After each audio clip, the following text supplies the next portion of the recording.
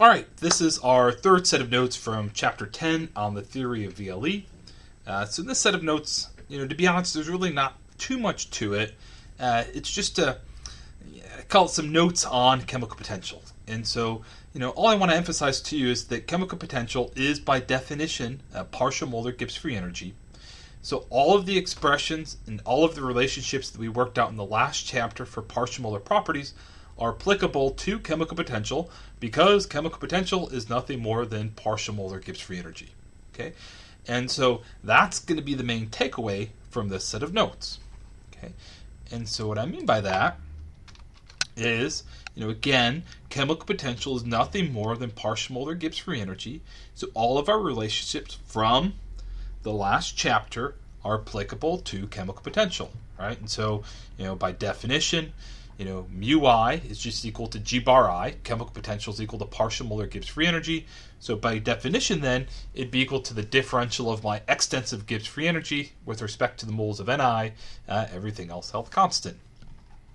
Things such as our Gibbs-Duhem equation are applicable, where I'd place, F with G, and F bar could be replaced, so F bar could be replaced with G bar, which could be replaced with mu.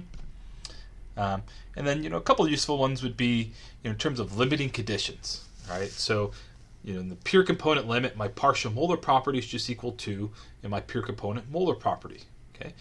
Well, for the case of chemical potential, then, chemical potential in the pure component limit is just equal to molar Gibbs free energy, right? And this is how we're able to connect, our criteria of chemical equilibrium in this chapter with what we had back in Chapter 7, right? The pure component limit, chemical potential is nothing more than, my molar Gibbs free energy. Okay?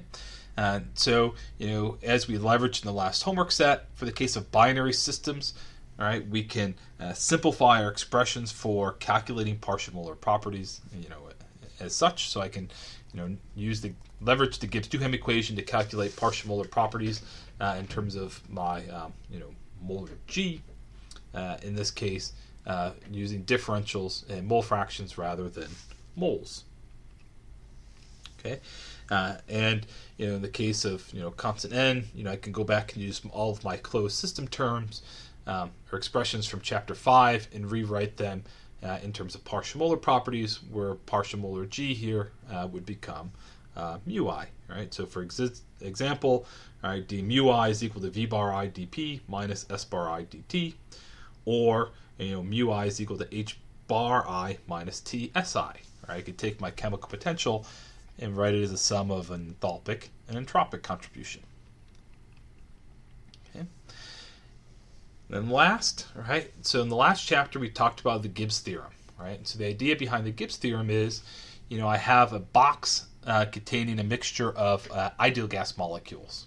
Okay, and if I want to calculate, first in terms of partial pressure. So if I have this mixture of these, ideal gas molecules, right? Partial pressures, by definition, I take, one species, I erase all others. What would be the pressure exerted by just that species if I magically erased everything else? Okay, it'd be equal to mole fraction times total pressure, or I could write down the relevant ideal gas equation state where V total is constant, regardless of which guys I erase. And so what the Gibbs theorem tells us then is that my partial molar property I can write as being my pure component molar property at the same temperature, but at a pressure equal to the partial pressure from my mixture. Okay, so if I were to apply, so in terms of F bar I, right, F bar I of an ideal gas at Tp of mole fraction xi is just equal to, pure component value at the same temperature, but at partial pressure Pi. So in terms of chemical potential then, okay, at a given temperature, pressure, and composition in an ideal gas, okay, it's equal to partial molar G, and so it's equal to my pure component molar Gibbs free energy at the same temperature, but at partial pressure Pi. Okay, and what we showed in the last chapter is that G bar I of an ideal gas is just equal to pure component value at the same T and P plus RT log Xi. Okay, so mu I is equal to Gi plus RT log Xi for the case of an ideal gas. Right?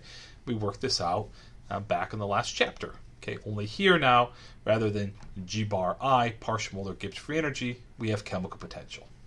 Okay, so we've done this before. It's just now we have mu I instead of G bar I. Okay, and then the last thing to get things wrapped up is my molar Gibbs free energy I could write as a sum of an ideal gas and residual term. I could do the same thing in terms of partial molar properties. So I could say that my chemical potentials, sum of an ideal gas and residual term, where this residual term I could equivalently write in terms of partial molar Gibbs free energy, since mu I and G bar I are exactly the same thing.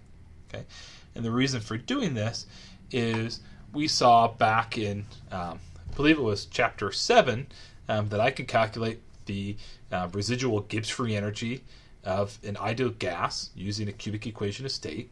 Okay, I could adopt my cubic equations of state to mixtures, right? And in doing so, I could actually calculate GR for a binary mixture, and hence calculate its differential, so that I could actually numerically calculate partial molar residual Gibbs free energy. Okay, and so on the last slide we showed that we have a simple analytic equation to calculate chemical potential of species I in an ideal gas. Then if we can calculate G bar I residual from a cubic equation of state, well, now I have a path in which I can calculate the chemical potential of real fluids. Okay, and with that, that's the end of this set of notes.